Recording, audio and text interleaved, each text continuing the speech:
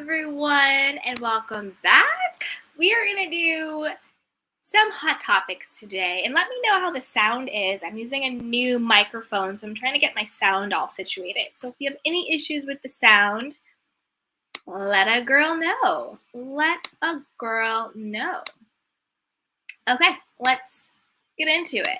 So first, I want to talk about Beyonce, Kelis, and Pharrell, and how I think everyone falls on the spectrum of the shenanigans. Hey, Darren, what's up? Yes, I was like, let me just hop on. Let's do this. Let's just do this. Let me know how the sound is. Let me know if my mic is working or if I'm too echoey. So let me know. Okay, you guys, let's get into it. So anybody in the Beehive, don't come for me, please. Please don't come for me. Hey, Velda. Hey, sweetheart, what is up? Hey, Vaca, what's up? What is up? What is up? You guys, let me know how the sound is, because I don't know if my microphone is working. So let me know. Anyway, let's get back into it. So, Beehive, Bayhive, whatever you call yourself, please don't come for me. But listen, Beyonce was dead wrong. She was dead wrong. I think that if you are going to sample someone's music, whether they own the masters or the rights or whatever. Thank you, Velda. This sounds good. Okay, thank you, sweetheart. Thank you. Whether they own the masters or not, which again, sidebar, we all know. Vodka says I just got stung by a bee. Please, no bees come after me. No bees come after me. I know I'm sweet like Kandi, but no bees. You can't get this honey beehive. No, thank you. Beyonce was dead wrong, because again, we all know that in entertainment, music industry, a lot of the times the quote unquote talent or the artist will not have the best deals. This happens to the best artists, the biggest artists out there. So it's not like it's something that, Kelis wasn't being mindful of her business or her contracts or this. This happens to a lot of people. Taylor Swift she just remade basically all of her music so she could own the rights to that, because she didn't even own her masters. It happens to a lot of artists, unfortunately. A lot of times actors, they'll make an upfront fee or money, right? And then say the movie becomes a blockbuster. They're not getting paid anymore. They're only getting paid that lump sum, unless you are a producer on it, you were a writer on it, or you say, I want back end pay. And back end pay is where you get that extra residual, where it's like, oh, we're going to do everything. And then on the back end, so whether or not it's successful, so say it's super successful, now you can make that extra money on the back end, not just giving that one lump sum, right? So in entertainment, whether it's actors or musicians, they all have funky contracts. They all own masters, don't own nothing. So I'm not coming down on Kelis. People are like, oh, well, she doesn't own the music. She doesn't own the masters. That happens to a lot of very smart and very talented people. It happens a lot. So I'm giving Kelis a pass. I think Pharrell was dead wrong in the situation. Completely dead wrong. And the reason why is because I agree with Kelis. There should be a certain level of just respect and decency between people, especially if you say you're building your brand on women empowerment and you're building your brand on strong Black women all coming together. Well, if you're building your brand on women empowerment and you're building your brand on strong Black women coming together, and then this is how you treat your other Black woman, come on now. It would have taken you a second to pick up the phone, or even someone on your team to pick up the phone. And Pharrell, if you're building your whole brand around happy, blah, blah, blah, mindfulness, kumbaya, da, da, da, da, da, Pharrell, but yet you're putting people into shitty contracts where you own their stuff and they don't even have it. So to me, it's like the front. Don't front like you're about women empowerment. Don't front like you're about happiness and mindfulness and wellness, but on the back end, you're being disrespectful and scamming people. That's to me is what it is. Like if you're going to be, all about the Benjamins, stealing people's music and whatever, then be that. But don't pretend like you're about women empowerment. Don't pretend you're about happiness and all that stuff. And then this is how you turn around and treat people. I agree with Kelis 100%. They were dead wrong. And this is the thing. Another reason why I think they're dead wrong is because say it was just an oversight, right? Say I'm giving 100% benefit of the doubt. It was just an oversight. We're sampling something. We have this, that, and third going on. It's oversight. The moment you realize that the person whose music you are using stole, exploited. When I say stole and exploit, I'm talking to Pharrell. When I say use, I mean Beyonce. Because Pharrell should have cut Kelis a better deal. So I say exploited when I'm talking about him. Beyonce sampling, using, you know what I'm saying.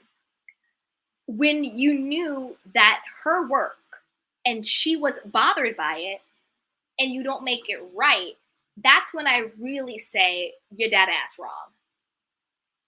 Because I give everybody grace. I give everybody some type of leeway, right? But when you know that you are using somebody else's intellectual property and they're bothered by the fact that you couldn't even pick up the phone or shoot a text to say, hey girl, I'm coming out with this big album. By the way, I'm using your music to do it. That is disrespectful and rude. And if the person says, hey, you know what? All I really wanted was just the courtesy of a heads up. You could have been like, oh my gosh, I'm so sorry. I was doing this, that, and the third. I know Pharrell owns it. I thought he would handle it. I don't know what happened. My bad, girl.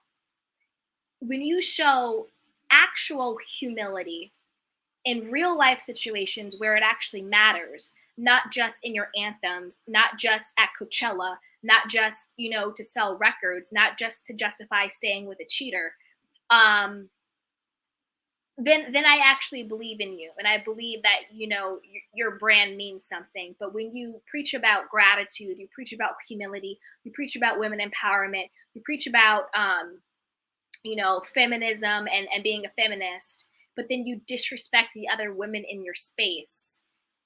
I don't like that. I don't like that. Velda said, I know I'm probably going to get stung, but you know what? I can use some more clicks and views. So don't come at me too hard, Beehive, but it's my opinion. It's my opinion. Vaka says I just got stung by a bee. I know. Vaka says absolutely they are wrong. They're dead wrong. They're dead wrong. Absolutely dead wrong. Vaka says Beyonce sample stuff hard, but only the sample will sound good. I mean, this is another thing. And this is, first of all, this is not the first time Beyonce has sampled Kelis specifically. She has sampled her in the past specifically before. And then this isn't the first time that Beyonce and Jay-Z, because, we kind of put them together as, what do you call it? Have, appropriated or stolen other people's intellectual property from dancing, from music, from visual, like, I don't even know what it's called. You know how, like, she made her whole, like, Lemonade visual album and she acts like she's, like, this big visionary person, which is, I'm sorry, it's kind of a crock of BS, because what it really is her team of people stealing other people's stuff. Remember it came out how Lemonade, her whole, like, stuff, she basically stole from, like, not underground artists, but, just like your Black kids, who are actually doing, like, cool jazzy art and design and visual stuff and blah, blah, blah. And they're just, putting stuff together and doing their stuff. Real artist in that sense. I think Beyonce is a performer. I think she is entertaining. I think she is very commercial. And I think she's a great performer. Do I think she's this genius artist? No. I think that she has a team of people who can spot real artists and then they appropriate it as if it is her own. But is Beyonce sitting with a graphic designer being like, this is how we're going to put together everything? No, I don't think so. I don't think so. It's all propaganda. 100%. Baka says, and I love those new samples, but they are all from other tunes I've heard before. Exactly. It's like, where is this visionary artist that we're all talking about? She's a great performer. She's a great brand. She's extremely, extremely commercial. But this visionary genius artist, I don't see it. Zelda says, you about to get stung. Biz, biz. I know. Hey, Miss D. Hey, we back again. Yes, we are. What's up, Rachel? The sweetest thing. She goes, agreed, Kandi 100. Thank you, sweetheart. Hey, Miss T. She goes, who owns the masters? I can't believe she didn't get the right clearance. I think, you know what? I think it's Pharrell who owns the masters. Isn't that why he's in the whole situation? And that's another thing, Pharrell. I'll say it again. You have this brand of being like so cool and wellness and like because I'm happy and blah blah blah, but yet behind the scenes you are cutting shitty deals with other people. You know, Kelis was young when she made these deals, maybe like 18 or 19. And this is another thing. A lot of artists get really shitty deals. So it's not like, oh, she should have had this, she should have had that. No, it's, can we say, stop exploiting people? Instead of always making it the artist's fault.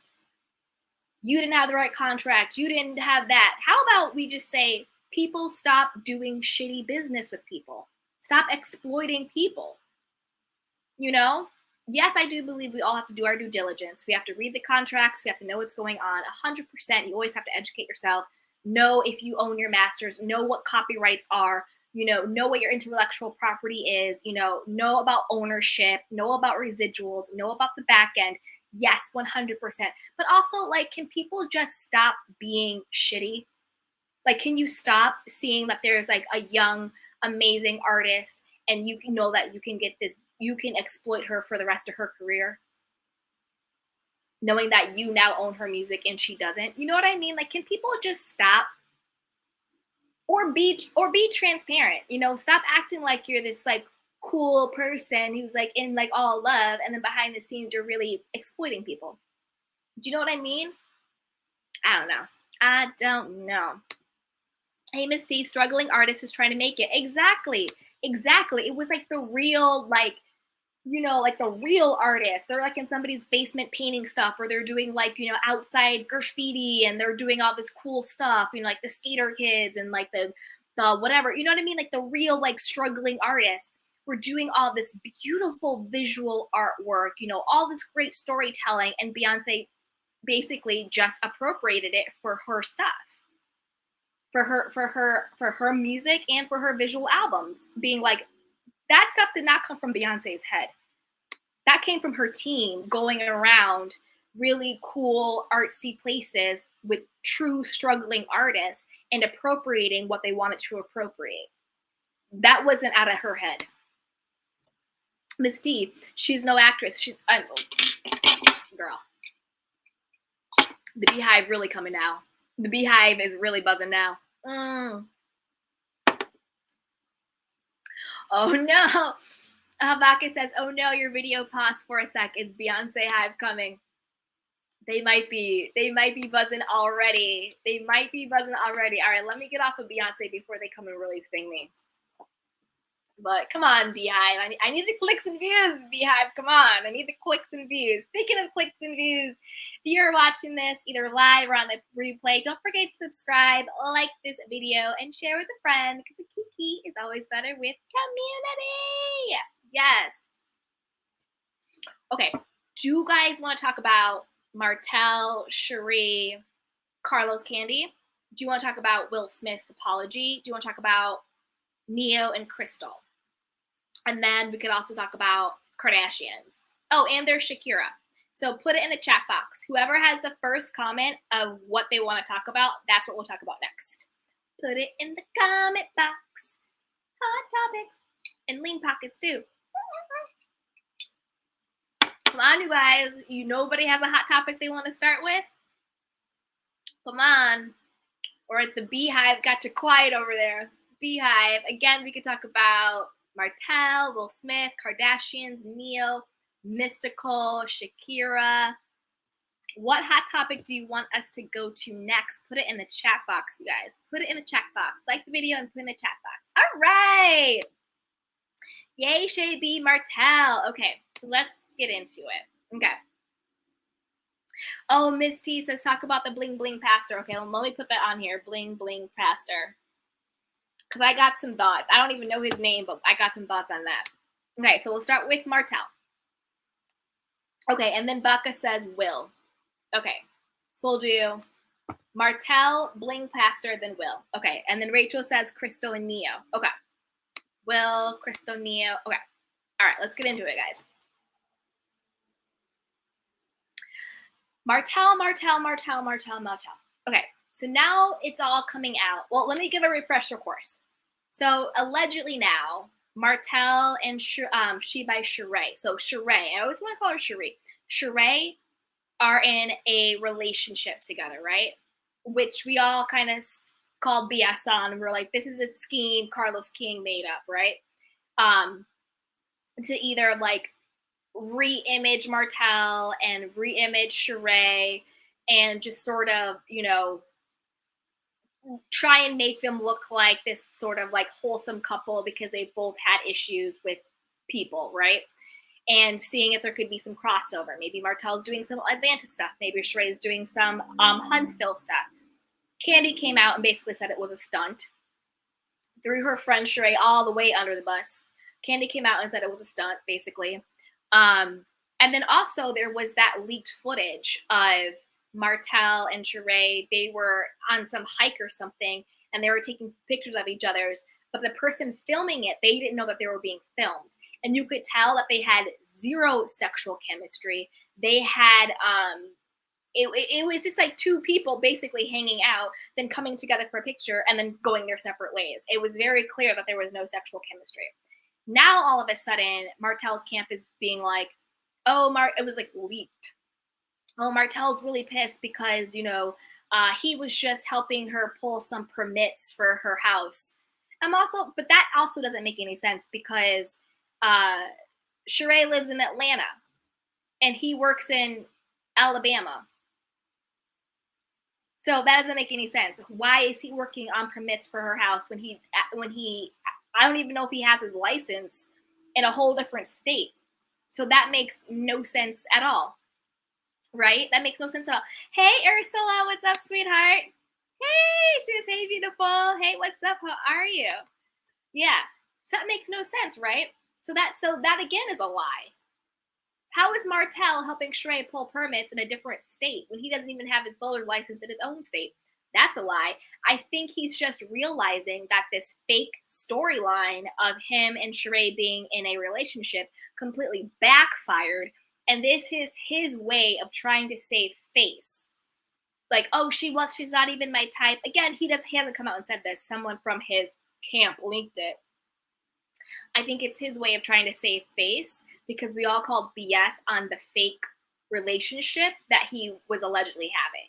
And then now word on the street is that he is actually trying to get full custody of the kids from Melody. Now, Martell, you actually had me on your side for a minute. I'm not gonna lie. This last season of Love and Marriage Huntsville, I was actually on Martell's side the majority of the time. I thought that Melody was being foul AF when she did not bring those children to their book signing. I thought she was being super petty. I don't like the way she's interacting with the other girls. And I thought that she was putting her own pettiness, wanting to get back at him over the happiness of her children. And I actually thought that Martell was, again, I'm not condoning Martell, but there comes a point in time where we get it. He cheated on her. We get it. He had a side baby. We get it. Like, there comes a point in time where we have to kind of put a pin in it and move on. And I felt that Martell was making strides. But if it's true that he is, and again, this is a key, it's all alleged. Because I got the Beehive on me on a second. Buzz. I don't want whatever Martell people are on me either. But if it's true that he is seeking full custody of the kids, then now I'm just like, miss me, homeboy. Miss me. Because now you're putting your children through unnecessary additional trauma. And there's no reason why you should have full custody from what I can see. Other than to antagonize Melody. And I think anytime you use you weaponize your children, it's a problem for me. The same way I felt Melody weaponized the children for the book signing, I feel like you're weaponizing your children now to get back at Melody, and that's a problem. You had me, Martell. Even with the Sheree stunt, nobody believed it was a real couple. You needed a storyline. You needed some bit of a thing. And honestly, even though we all knew it was a lie, it's kind of genius on Carlo King's behalf, because because we think that there's a big overlap between Atlanta and Huntsville, right? Bravo and Own, but there really isn't. Like when this story broke, there was a ton of people who were like, "Who's Martell?" You know what I mean? Because the Bravo Atlanta franchise has been on for like what, 13, 14, 15 years. It's a whole franchise. And I don't care what anybody says. I think Bravo is a stronger network than OWN, particularly when it comes to reality television. And so Sheree, with this fake relationship with Martell, actually baked in such a huger audience. Like even content creators had to say who Martell was. So it was genius on Carlos King's behalf, because now he's tapping into an audience that is already primed to like a show like a Love in Huntsville, DC, Love and Marriage Huntsville, right? They're primed to like that type of show. If you're watching Atlanta, you're watching Potomac, you're gonna want to watch these shows, right? That audience is already primed. So it's actually pretty genius on Carlos King's point. Sheree is actually the only one who's looking like Boo Boo the Fool. And that sucks for her. I think she thought it would be a come up, but she's kind of just looking clownish. And Martell, I mean, who really cares? But now you have all of these people being like, well, who's Martell? Who's Martell? What's this show? Because we may all know about the show, but there's a huge audience out there that did not know about the show. Bravo's bigger than OWN. I don't care what anybody says. It's the numbers, right? It's the numbers. So Carlos King, I think he was the one who put them together. 100%. I think he saw that Sheree was desperate enough and needed a storyline enough, needed relevancy enough, holding on to her peach as hard as she can enough. And Martell, same boat. Needs a storyline, needs some relevancy, needs a little bit of a reputation cleanup, right?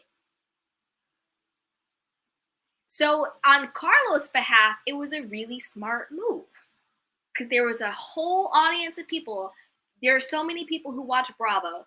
There is, Atlanta's been on for 13, 14, 15 years, who now is like, well, who's this Martell person? Smart on Carlos King's behalf. Sheree got played again, and Martell is just Boo Boo the Fool anyway. That's what you guys are saying. That's right, Miss T. Yup, Martell needs a storyline 100%. The picture looks stiff and forced. Exactly. And him being like, oh, she's not my type. Listen up, Martell. She did not look into you either in these fake photographs. She wasn't checking for you. So don't act like you had to reject her. It was a scheme you guys both agreed to be a part of. So don't try and be a jerk and be like, she's not my type. I hate when guys do that. If she's not your type, she's not your type. Keep it to yourself. You don't have to try and be rude. Miss T says, Martell doesn't even have the license. Stop it. Thank you. Thank you. Darren knows that this sounds like a publicity stunt. 100%. But the funny part is, the gag is, the publicity stunt was for Carlos and OWN and for the show that he produces. These people, don't forget that they are still replaceable. They're still replaceable. Because this is the thing. If Carlos does this stunt and he gets, this huge group of people who are primed for a show like this, but have no idea about the show, to buy into the show now, whether or not Martell is on the show, now they know about the show. And then they could get invested in the Scots or the T-shirts or the whatever, or who else they come in. So it was brilliant on Carlos King's behalf, because now people are talking about it that would for not this stunt, maybe would not have been talking about it. You know? Miss T says Martell does not really want those kids. No, he doesn't. This is the thing. Unless, I'm just gonna say it because Martell is being a clown trying to get 100% custody. Unless, which I would not be surprised. Again, this is just my own conspiracy theory. This is just for shits and giggles. This is alleged. This is just something that popped in my head. Unless, I don't think as we've all known, Martell isn't the brains of the operation. It was always Melody. Even though on the front, he made it act, they had this front like he was the brains and she was the beauty, right? When we all know that she was the brains and the beauty and he was sort of there to be the bronze, because unfortunately, sometimes the world we live in, we think the man is the head, he's running it, and she's just, works with her husband. But we all know that's not the case. She was and I'm not going to hate on Melody. She was the brains and the beauty. What if Martell, because we all know that he has been struggling. I don't know how his wine business is doing. I don't know how the book sales are doing. I don't know how not having a builder's license, but yet you work in construction is doing. I don't know how the cookbook is doing. I don't know how those things are doing. Maybe he wants full custody, so he gets child support. I mean, everybody always talks about a woman securing the bag. Everybody always talks about a woman, wanting to pop one out so she can have child support, so she doesn't have to work, this, that, and the third. But quiet as it's kept, men do that all of the time, particularly in this day and age when the majority of the women are the ones who are actually the biggest breadwinners, who are actually out there working and bringing home the money. Not in all cases, obviously, right? But if I were Martell and you're trying to get all these businesses off the ground and nothing's really happening, you don't know how much longer you have to be on this show because you're quietly being phased out, which is what it seems like. And your ex-wife that you are very contentious with is allegedly making all of this, her Beyonce moment money. Hey, if sitting in a tub with flowers and asking your friend Destiny to get you baby oil is not bringing in the coins, then maybe he wants child support and he wants to be able to relax and chill and do whatever he wants. Because if he has full custody, and from what it all seems to be, Melody makes more money than him, because didn't she say that she got no support from him and she was doing it all on her or something like that? Then maybe he wants full custody because he wants the full child support check. Men secure the bag too. On Real Housewives of Beverly Hills, Dirty Diana, she's a pimp, right? Allegedly, she's an alleged pimp. Her boyfriend, fiance, husband, he clearly is a I don't know, what do you call the male equivalent of a sugar baby? I guess a sugar baby. He's a sugar baby. Clearly, guys do it all the time. Guys secure the bag all the time. It's just the stigma that it's the women who want to secure the bag. Please. Hey, black girls getting their shit together. She goes, I live in Atlanta, the area where the hiking pic of S and Martell is not a place in Atlanta where people paps would be. Yup. Staged. Completely staged. Hey, Miss T, if Sheree moves on to own, Bravo will be done with her. Yeah, I agree with that. But maybe they already are done with her and she is just trying to, what do you call it? She's just trying to do whatever she can to get whatever next situation she can get. Hey, Miss T, I bet Andy is pissed. Yeah. And I don't mean this in a race way, but I feel like Carlos is like Andy 2.0. I don't like it when people, I'm not going to call him the Black Andy. You know what I mean? But is he like Andy 2.0? Yeah. Hey Vaca, I don't know Martell because I don't watch that show he is on, but I'm here for the fake storyline. Exactly! That is my whole point. Exactly, Vaca. That's my whole point. There is, like, we know who, you know what I mean? Like, we know who he is because we watch the show, we watch the recap, we're involved. But this is just our little community. There's that huge Bravo audience who had they have no idea. You talk about Love and Marriage Huntsville. They're like, what are you talking about? But now they're exposed to it. Now they're exposed to it. Miss T. Carlo is messy. I believe it. Think about it. In this, because it's always like, in any situation, you always have to A, follow the money, and B, who in the end, we have to always think about the end result. Who in the end benefits the most? That's usually the person who came up with the scheme in the first place. And in the end, when we're done clowning Martell, when we're done clowning Sheree, in the end, Carlos is the one who benefits the most because now we're all knowing about him. We're knowing about his shows on OWN. And he's now tapped into a huge audience who never would have known about them. So in the end, he's the one who benefits the most. Hey, Black girls getting their shit together. Sheree has been played by men in every season. Every season. It's hard to watch. It is hard to watch. Shay B says his character is being exposed. Black girl says at Miss T, exactly. Yup. Shay B says he lives with his mom. He wants child support. Oh, sorry, y'all. I hope I didn't click too hard.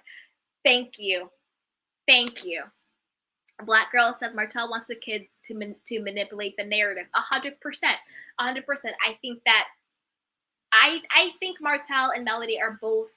I'm not a doctor. I'm not gonna diagnose, but I think that they both have clear narcissistic tendencies. Both of them.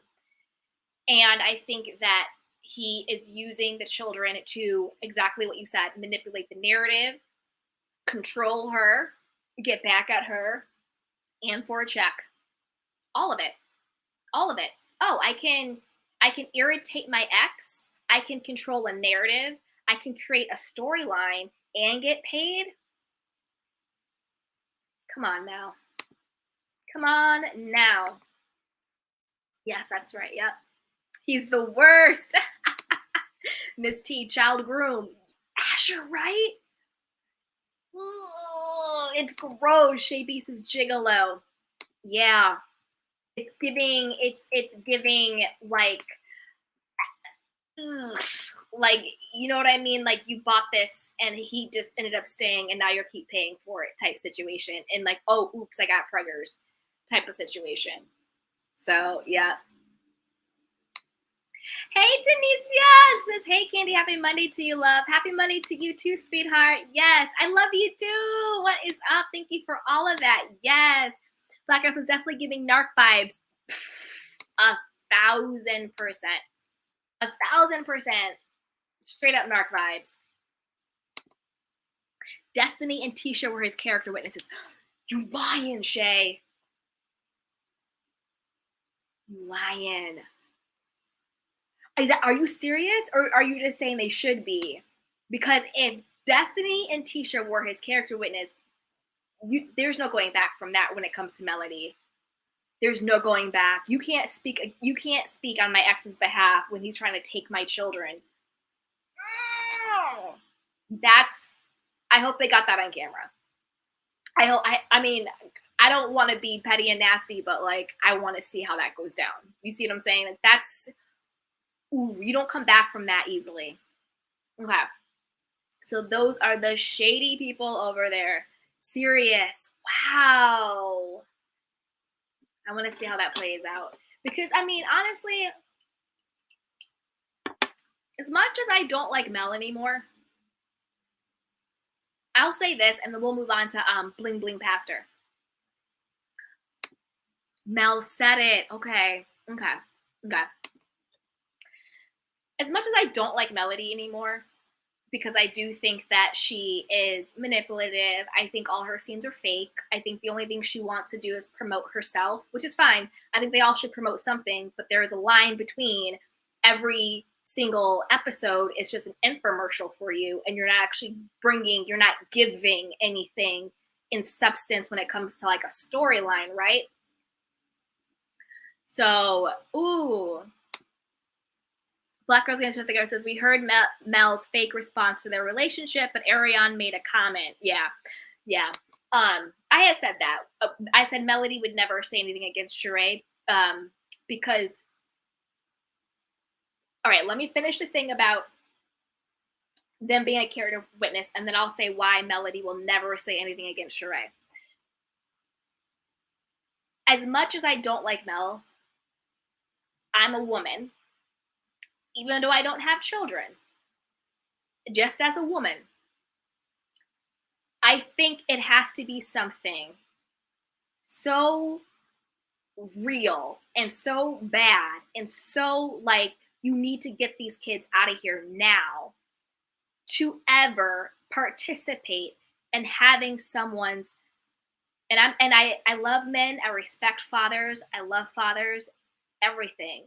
But as a woman, to do something to take another woman's children away, that to me is a different low. It's a different level of low. I don't care if we beef on camera. I don't care if we beef off camera. I don't care if we beef on Twitter, Instagram, YouTube, LinkedIn, Snapchat, WhatsApp. I don't care. I don't care. To go on somebody's behalf in any capacity where you are participating in having another woman's children taken away from her, that has me looking at Destiny and Tisha all the way different. All the way different. Beef with me. Don't participate in having my children taken away from me. Because I don't see anything, unless there is something that none of us know about. I haven't seen anything to the level where she should not have custody of her kids. That to me, that's a different type of, thank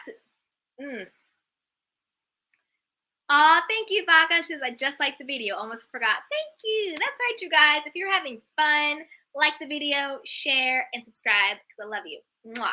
But that's a different type of, I'm looking at Tisha and Destiny all the way different in this situation, because taking someone's kids, if he wants full custody, that means he's taking the kids.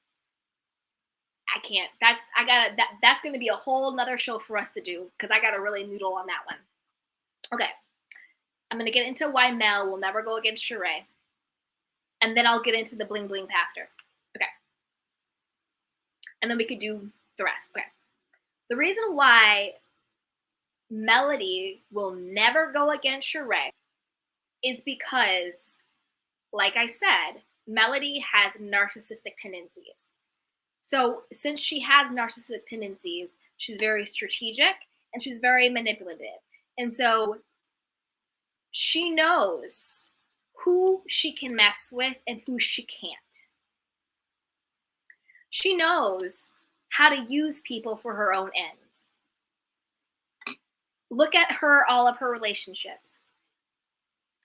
She used to be cool with Tisha because she thought that she could run Tisha. And when she realized she couldn't run Tisha, they were no longer friends.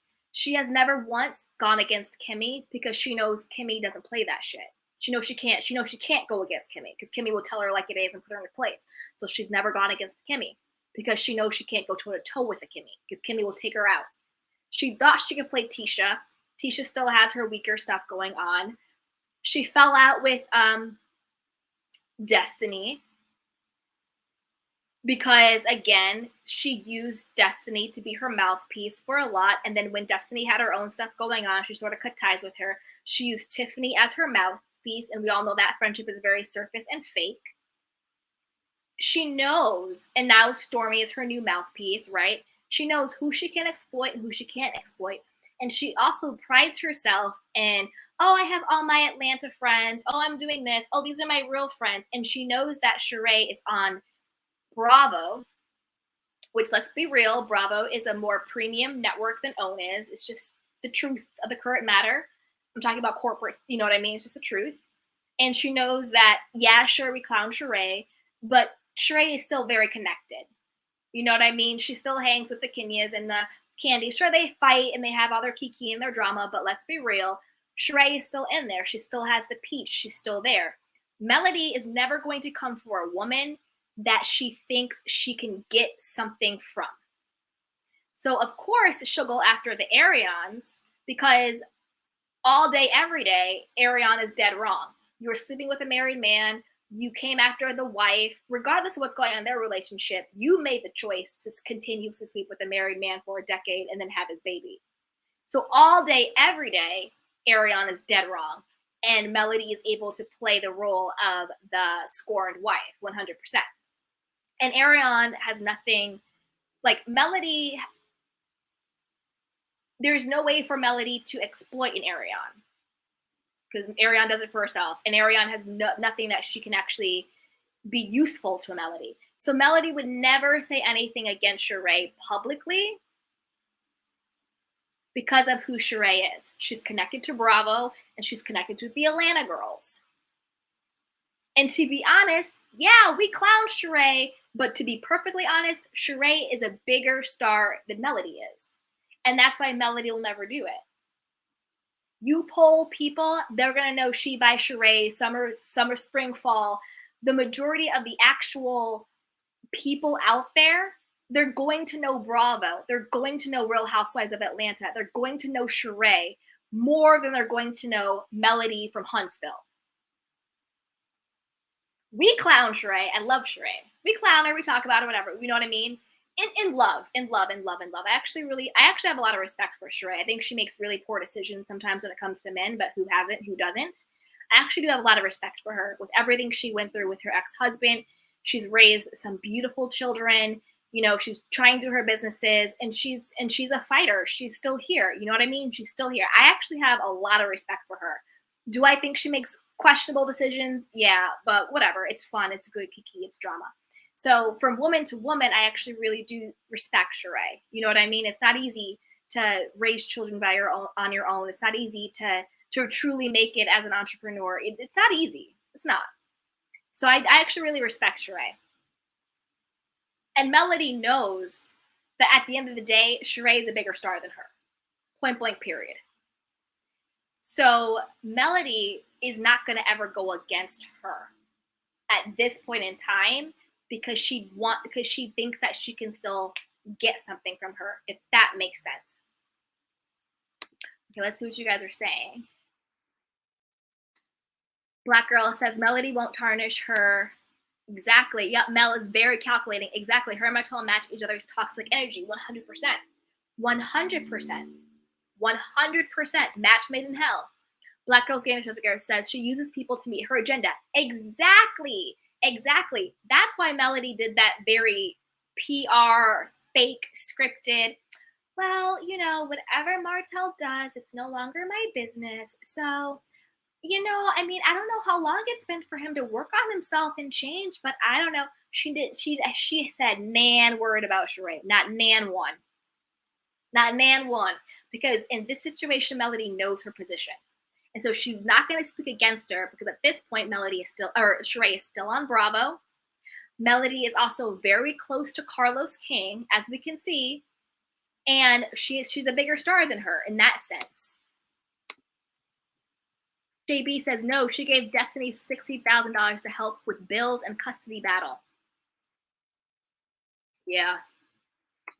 Yeah. Black Girl says that's what manipulators do.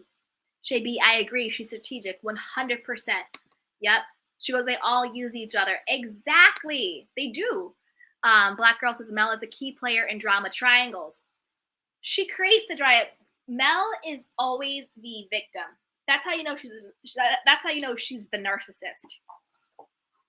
When you have drama triangles, the person who is always the victim is the narcissist. And they will have the person who is the perpetrator. They're doing this to me. And then they have the person who's the rescuer. I have to save you. I have to save you. I have to save you. all of the attention, all of the whatever is always on the narcissistic person. I'm sweating up in here, y'all, but I didn't want to put the fan on because of the sound. I love you guys. But yeah, she loves the drama triangle. That's why she always has a mouthpiece. Whether it used to be Tisha, then it was a Destiny, then it was a Tiffany, now it's a Stormy. The Kiki, she had the Kiki, right? That was a triangle between Melody, Kiki, and Tisha. The triangle, Melody, Tiffany, and Destiny, because when the moment Melody stopped messing with Destiny, all of a sudden Tiffany came in talking about, oh, I saw your man cheating on you. That was a mouthpiece for Melody, 100%. Black Girls Getting Shit There says Mel is concerned about her brand management, which comes off inauthentic. 100%. 100%. She knows who she can use and she knows who she can't use. That's why you have never seen Mel ever truly step to Kimmy. Not because she thinks she can get something from Kimmy, but she knows Kimmy is not one to be played with. You see what I'm saying? It's like she knows who she can go after and she knows who she can't. Preach, Kandi. Ah, thank you, sweetheart. Yes, yes, yes, yes. 100%. Okay. Let's talk about the bling bling pastor. I don't even know this pastor's name. All right. So I'll just give the cliff notes. So there's this pastor. I don't know his name, but he was doing a live stream and he was, preaching on a Sunday morning, and he got robbed I believe it was like literally on the live stream, him and his wife. And there was other people in the congregation there too. And they got robbed of like $1 million worth of jewelry that they were wearing on the live stream during the congregation.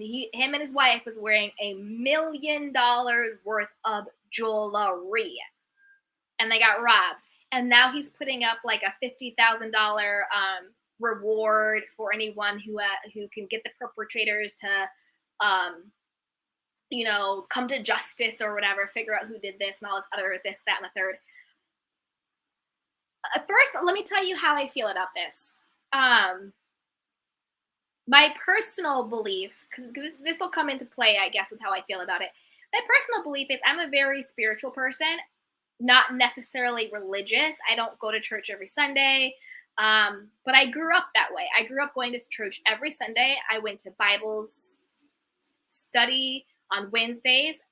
Over the summer, we did Bible camp and all that stuff. So I grew up very, very religious. Now I'm much more of a spiritual person. I don't knock church. I think church is great. I actually would love to find a church. That's actually something I should put on my list, to find a good church that's in alignment with my beliefs. Because I saw a lot of people commenting about, not in my, Lamar. His name's Lamar Whitehead. Thank you, Darren. Thank you, Darren. Shay B said 400. He put it was $400,000 reward now. Because when I saw it said 50, but it's a wow. Black Girls Getting Their Shift Together says he's a fake pastor. MT says he's full of the S word. He's full of it. Listen. Do I think it's okay for spiritual leaders, religious leaders, to be wealthy? Yes. Do I think he is a snake artist, con person, snake oil salesman, religious person? Yes, but not because he's wealthy. The reason why I think he's a con artist, and by con artist, I mean like, the church's congregations where it's like, the deacons and the pastors, they all are these multimillionaires with their Cadillacs and their fur coats and there's this and that. And I'm not being racist when I say that. I'm not just talking about the black church. I'm talking about all of these people. And then you see people in their congregation who are struggling. Think about Mary from Real Housewives of Salt Lake City. She has a whole 2 houses hoarding of all the Chanel, Dior, Louis Vuitton, all this stuff. And then she goes in her congregation, and you can see that some of these people are probably struggling. And she's saying she doesn't like to be around poor people, and she's having a heart attack about people not giving her a birthday card. Con artist, scam person. I don't think that you should be a multimillionaire preacher, pastor, and somebody who is genuinely in your congregation is struggling. I don't care. I think that religious people can be wealthy, but I don't think that people in your congregation should be struggling. That there's a disconnect there. And another reason why I think this pastor is full of it is because he has yet to say, at least I have not seen it, and this would have been the first thing out of my mouth, the first thing. Thank you, God, we're safe. Thank you, God, no one got hurt. Thank you, God, this person didn't, hurt somebody in the congregation, or one of our members got hurt. Thank you, God, my wife isn't hurt. Thank you, God, if this wasn't a mass, S word. I don't want to say it because maybe the algorithm, but you know what I mean? When people come in, a mass, whatever, you know what I'm saying? Like they did in the church, like they did at the grocery store in Buffalo, like they did at the churches in the South, right? I can't. Oh, no, $400,000 worth of jewelry was stolen. So he told the police he's a felon. He was locked up for scamming. Exactly. You know what? I saw that it was $1 million, but maybe that's a more accurate, whatever. $500,000 at this point. If he's a felon and for scamming, maybe this is and again, I'm not saying this because in case it's not true, but word on this curb is Dorit and PK from Real Housewives of Beverly Hills, their home invading situation was faked for insurance money. So if this alleged pastor is a felon for scamming, maybe this is an insurance scheme. Because I read it was $1 million. $1 million, $400K, whichever, right? Maybe it's an insurance scheme. Maybe he's like, hey, let's get robbed, while I'm, doing whatever in front of the congregation, a live stream. And then I can go to the police, and maybe I can put in maybe it's an insurance scheme. Because what robbers rob you live on camera? Where do they do that at? What robbers are like, the perfect time to rob someone is when they're on Instagram Live. The perfect time to rob someone is when they're on YouTube Live. That's the perfect time to rob someone, when they're being broadcasted to how many people do we know, right? Where do they do that at? Maybe this is an insurance fraud. So maybe that's why he has never once said, thank you, God, no one got hurt, because he planned it. Remember, like I said before, always think about who in the end, the very end, anytime something's fishy, because someone stole my car. I had my car stolen back in October, and that was real. Not a fake, not insurance scam. That was real. I walked outside and my car was gold. So obviously people really do get robbed and all of that stuff. But when it's fishy, right? When it's fishy and it's weird like this, you always have to think who in the end benefits the most. The people who benefit the most, assuming this stuff is insured, is the pastor and the wife. Because what robbers, we always talk about dumb criminals, but this is a different level. That didn't even occur to me. If you're doing your recognizance or whatever it's called, right? Where that this preacher pastor wife have $400K to $1 million to whatever on their person, and you think the best time to rob them is when you are being live streamed to the whole internet, The only person who thinks that is the person being robbed, because they're going to say, oh, this is going to look legit because we're live streaming. We're going to have all these witnesses. It's going to be on camera. Scam. Scam, scam, scam, scam, scam. Black girls and their shift together says the congregation seems like foolish sheep if they can't see his fakeness. Exactly. Shay says 400K worth of jewelry. Yup. He's a felon locked up for scamming. Shay B says only you and your wife. Exactly. Exactly. This to me has scam, fraud written all over it. All scam, fraud written all over it. All over it. Because it doesn't make sense now, does it? The robbers are like, let's rob him on live camera, on the live stream. And he has doesn't even care about anybody's safety. Yeah, this is a scheme. That is a scheme. I think it's gonna come out he's like a Jesse Smollett. I think the police are gonna investigate, and it's gonna turn out he set himself up for the okie doke. It has to be. Unless these are the world's dumbest criminals who say, let's rob people while they're on live camera for the whole world to see. You would only do that if it was like a political statement where you're trying to get attention to yourself and it's like a big political thing.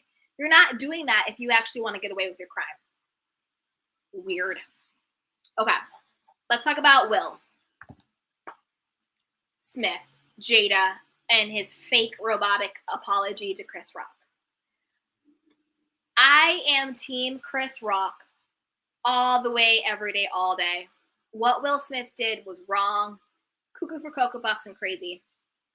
Now the whole narrative, Jada pushes Will to apologize to Chris, is BS to me. Wait, hold on. Shay, he held a press conference last week. Not a press conference. See, who in the end, now he's trying to get publicity for his church and his scam. Now he wants publicity. He did this. You know what? It's giving me Gorilla Glue Girl vibes. It's giving me the Tender Swindler vibes. It's giving me the Bling Ring vibes. It's giving me scammer vibes. He's a scammer. So now he wants press and publicity, and he still doesn't care about anybody's safety. And we're supposed to believe the robbers are dumb enough to rob him on live camera. Boy, bye. You're going to jail. You're going back to jail because this is a scheme. Press conference on nasty sidewalk. Ooh. The church is struggling, but he is rich. Right. That's what I'm saying. It's like when, and don't come after me, this might be an unpopular opinion. I like Joel Osteen. I do. I like him. I know sometimes he gets a bad rap, but I like Joel. However, I did not like his response to what it was either like a hurricane, a storm. What was going on in the world? It was like a big old storm or something, right? And he didn't want people to hunker down in his church because he didn't want his church to get messed up. Remember? I thought he was dead wrong for that. I was like, Joel, how you caring more about your carpets than you are about people's lives? So I didn't like him when he did that. Anyway, back to Will, Jada, and Chris. I think Chris Rock was right to be like, I don't have time for this shit. Like, I'll call you, don't call me type of situation. Like, Will, you smacked a man dead in his face for literally no reason. Everyone talking about, oh, he talked about her hair. Miss me with that. Chris Rock is a comedian. He was paid to do a job that he was doing. And Will Smith got up there and smacked that man while he was on the job. Okay? And Will Smith and Jada both have said a lot worse about other people. They're not angels. You know what I mean? And quiet as it's kept, a lot of people are saying, like, she doesn't even look like she has alopecia. Because when you have alopecia, your hair, your scalp, it's like smooth because you don't have the hair follicles. But her hair looked like just like a buzz cut because she still has her hair follicles. Jada, don't come at me, but I'm just saying you have hair follicles. I need the paperwork. Show me the alopecia paperwork, sweetheart. Because when you have alopecia, your hair is smooth. Or I'm sorry, your scalp is smooth because you no longer have hair follicles. Your scalp looks different when you have alopecia. No, Jada, you look like you have a buzz cut and you keep your hair short the whole time. And you haven't been acting in a long time, so maybe you do need to be in G.I. Jane too. Maybe you do need a job. Because what y'all did to Chris Rock was dead wrong. And I don't think that Jada is pushing Will Smith to apologize to Chris. I think that's a PR soundbite because they're trying to repair both Will Smith's and Jada's reputation, individually and as a couple. Because everybody was saying how Jada looked at Will, because Will was laughing, because it was funny. Will was laughing, and then all of a sudden when Jada wasn't, he got up and did that weird thing and hit Chris Rock where he shouldn't have hit him. And then Jada was like pleased and happy about it. And then now everybody's talking about the weird stuff in Will Smith and Jada's marriage. You know, there's been a lot of talk, like the whole Scientology stuff, the whole open marriage stuff, like, which is still really disgusting. Like, Jada had a sexual affair with her stepson's friend. That's disgusting. She knew that boy. I wonder how Sheree, she's Garcelle's friend of Real Housewives of Beverly Hills. She is Will Smith's ex-wife. She's the mom of his firstborn son. And this is the son who Jada Pinkett was sleeping with, his friend. Jada has known that boy since he was like 4, like really young. So it's not like she met him as an adult. She met him when he was like 4. And you're sleeping with his friend? Like, come on.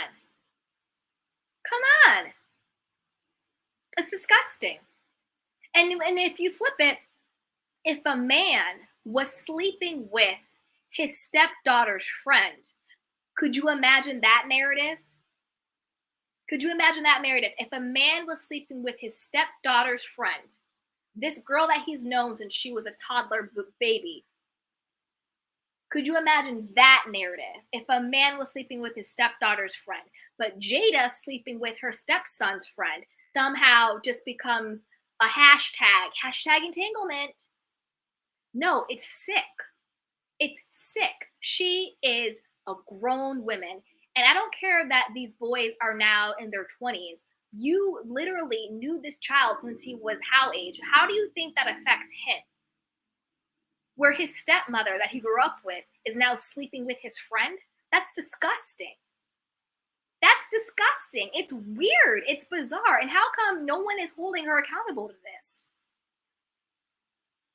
And people have been talking for years about Will and Jada's marriage. It's very open. And again, I mean this respectfully, but a lot of people have also talked about Will. Like, what is his truth? I don't know. It's not my place to say. It's not my place. But it's crazy. That's what you guys are saying. Hey, Renee. She goes, Beyonce doesn't work with black R&B artists, only gay man. She is so insecure. Listen. Beyonce, again, I agree, because she has this front of women empowerment, you know, black beauty. But when it comes to real life, where is it? I don't see it. Where is it? Where is the woman empowerment? Where are the black women standing together? Other than when you are in the videos or on stage. But when it really matters, like Beyonce missed a moment to show that she's authentic and true. If Kelis is saying I'm disrespected by you, Beyonce had a moment to say, oh, hey sis, my bad. That would have been the move. Shay B says slick bald. Jada has been bald for years. Yeah, she always does her little, haircuts and all this other stuff. Like, Jada, miss me with that. Miss me with it. The kids are messed up too. Yeah. Yeah. 100%. Yeah. They're saying like the kid, like there's something, like there's a tick, right? Again, I don't want to talk about anybody's kids, but there's a tick. There's some stuff going on there. Rachel, the sweetest thing says, Kandi, you are dead on 100% all night. Thank you, sweetheart. Yes. Baka says, totally agree. And it looks, Will is oppressed. Yeah. Yeah. There has been a lot of talk about how, because this is the thing, it goes again, it goes with the whole like female man versus men paradigm, right? Where the abuse is so clear when it's a man. But because society has underestimated women, it is very much unclear when women are being emotionally abusive, physically abusive, sexually abusive, spiritually abusive, and all of that. Like the way Jada controlled Will, and people have been saying this for years. I think to me, Will came across as not necessarily battered, but definitely controlled, definitely beaten down, and definitely oppressed. And even in his fake apology, he didn't look right. He didn't look right. Like something was wrong. He looked out of it. He looked, in his terms, looked fogged out. I think Jada has been running the show for years. She got on Red Table Talk and basically said she doesn't enjoy sex with him. He's not good in bed. You want to talk about emasculating somebody, but when you flip these things, if he was on a platform and said his wife didn't satisfy him in bed, could you imagine? We would have been all up in arms. How dare he say she's not good in bed? But she said it about him to justify her sleeping with young boys. I mean, come on. You were literally sleeping with your stepson's friend. Disgusting. Have an open marriage all you want. Knock yourself out. But to sleep with your child, and I'm going to say child because if you've known this person since they were 4 and you grew up in a blended family, but to sleep with your child's friend is disgusting. Not only is that affecting the young boy you're sleeping with, because he said he went cuckoo for Cocoa Puffs after being with her, it's also affecting your stepchild. I couldn't imagine anyone in my family sleeping with my friend, let alone my dad. Ugh. Ugh. If it was a man, we would have been up in arms. Up in arms. But again, but because we underestimate women in our society. Oh, so no, a woman isn't capable of murder. A woman isn't capable of being narcissistic. Oh, a woman isn't capable of being manipulative and calculating and controlling and abusive. But it is true. Women also can be abusers. And from what we've seen over all these years, it seems like Jada is abusive. Mentally and emotionally and sexually. Sleeping with your son's friend, that's disgusting. I'm sorry, it's nasty. I don't care how rich you are. I don't care if you're in Scientology. I don't care. It's nasty. It's nasty. Miss T, the kids have seen too much. I agree. And I forgot who said it, but they've always treated the kids like the kids were adults. So I don't think the kids ever had a childhood, and I don't think the kids ever had just to be kids. They were always just like parenthesized. Will seems like a punk. Will seems, maybe he is a person who has not been able to live his truth, and maybe that has affected him, and he seems like the machine put Will and Jada together as this, power alpha couple. Because prior to this, as quiet as it kept, it's just, he says it was with Liza Koshy, so he didn't care. Yep. But as quiet as it's kept, right? Will and Jada haven't had any true scandal. Yes, we know about the Scientology weird stuff.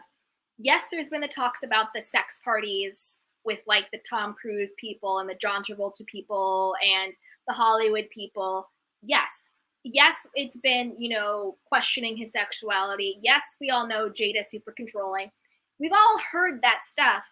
But on the grand scheme of things, they've really been this sort of untouchable couple until now. And I think sometimes when you are so coddled and when you think that you really are this operant power in the world, you think you can get away with stuff like this. And the sad part is, I bet you they will. I bet you give it a couple of years, Will Smith's going to make a comeback. Because too many people have too much writing. Because remember, it's never just the people. It is, hey, it's Justy. Hey, Beauty. She says, hey, Kandi, I'm listening from work. Thank you, sweetheart. It's so good to see you. Love you, girl. Mwah. Because remember, it's not just, hey, Red, hey, Q. Q says, hey, just drop in and show some love and hit the like button. Yay, thank you, Q. What's up, sweetheart? Hi. Also, Kelis can't get mad about music she doesn't own. She went to the people who own the music. The anger is misdirected.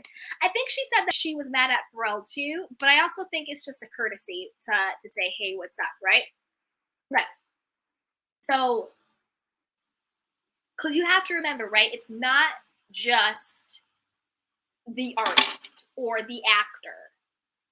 It's the whole team behind them. They are the ones who don't want to lose their cash cow. It's the agents, it's the executives, it's the writers, it's the producers, right? Those are the publicists. Those are the real people calling the shots behind the scene because they don't want to lose their cash cow. Those are the real people who are the enablers. Look at Bill Cosby. Bill Cosby was enabled by studio executives, by agents, by all of these people to get away with what he got away with. Harvey Weinstein was enabled to get away with what he got away with. All of these people who have done, and I'm not putting them in that category because that's a whole different conversation, right? I just say that to make the point of these rich and powerful people, we may see them as the singular person, but what enables them to do all of this crazy, trifling stuff? And look at the R. Kelly, right? Is the people behind them, the machine, that don't want to lose their cash cow. If anybody in those spaces, any of the executives, any of the agents, any of the managers, any of the publicists, any of the people who get paid off of these people would say no, would stop enabling, would pick up the phone and call the police, then we wouldn't have the multitude of hundreds, literally hundreds and hundreds and hundreds of victims. And the people behind these people never are held accountable. Never. R. Kelly's going to jail. Probably for the rest of his life. I mean, he got 30 years or something like that? Probably for the rest of his life. And he has other charges coming, right? Harvey Weinstein's going to be in jail for the rest of his life. Bill Cosby got out on a technicality because he made a deal. Because it's how it works. His team got him a deal. It was a technicality. Right. Okay. Please. Act like we're stupid. But nobody behind the scenes ever gets held accountable. But these are the people who are supplying the young women, supplying the young men. They are the ones turning the other way, setting up the hotel room, setting up what's going on. You know what I mean? There are so many people who enable this behavior because they're getting a check. R. Kelly could not have done what he did by himself. Jeffrey Epstein, Bill Cosby, who else is there? All of the people, right? Those are just the people on the top of my list. These people could not do what they do without being enabled to do it. And until we hold the people who are allowing them and who are facilitating this accountable, it's not going to stop because they're worth more to them being dysfunctional and being predatory than they are being behind jail. Crazy. Hey, Candy R. Namesake. Will needs to save himself to leave her. Yup, that is way to see freedom from all of this. 100%. He does need to leave her and to go to some deep therapy. Baka, oh damn, I didn't even know that. Wow. Yep. Hey, Kiwi says love. Yes, love. Hey, it's Dusty. My opinion on Beyonce and Kelis, it just shows how artists don't own their stuff. And that is just business. Kelis should have been about her business, period. Yeah. I think I agree with that. But I think that it's also two different buckets, right? There's one bucket that's just, hey girl, because Kelis's issue wasn't with the fact that Beyonce was sampling her music. If that is what her issue was, then yeah, you need to go get ownership of your masters so you have complete control over who can.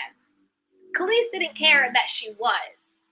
What Kelis was saying was, just give me the courtesy to give me the heads up that you're using it. And that I understand. Woman to woman, female to female, artist to artist, if you're going to use my stuff, I don't care if Pharrell owns the masters. You know whose stuff this was. Give me the courtesy to let me know you're doing it, to let me know it's coming out. She didn't say Beyonce needed her permission. She didn't say she was bothered. She didn't say she didn't want her to do it. All she said was, hey girl, you could have given me the heads up. And Beyonce could have. Or Beyonce could have said, oh, you know what? I didn't even think about it. You know, I got the clearance from Pharrell. He owns the masters. It didn't even occur to me. Now that I know you're feeling some type of way, girl, I'm sorry.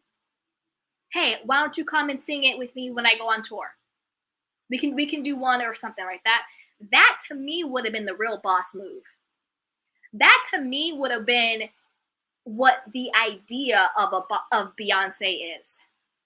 To me, the idea that Beyonce projects would have said, hey girl, yo, I didn't know, like I you know, it was just business. You know, you didn't own the masters. We cleared everything with Pharrell. It's cool.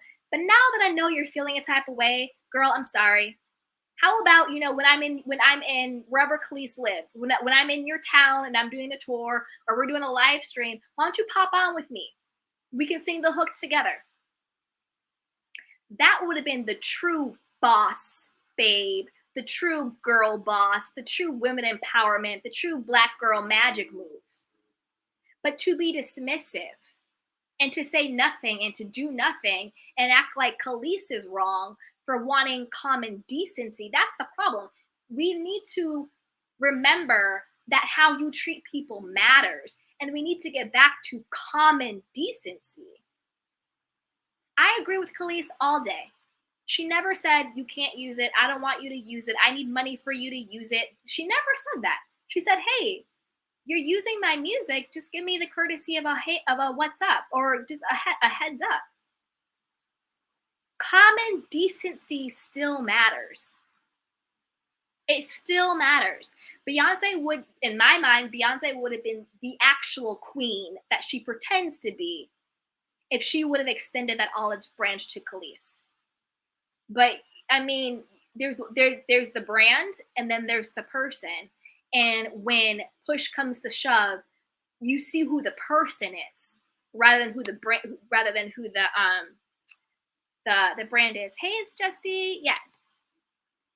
Hey, Rena. She goes, yes, Kandi, truly. In my hood, they are talented women that will dance and sing Beyonce under the table. I don't get the hype. Yeah, I don't get the hype either. I really don't.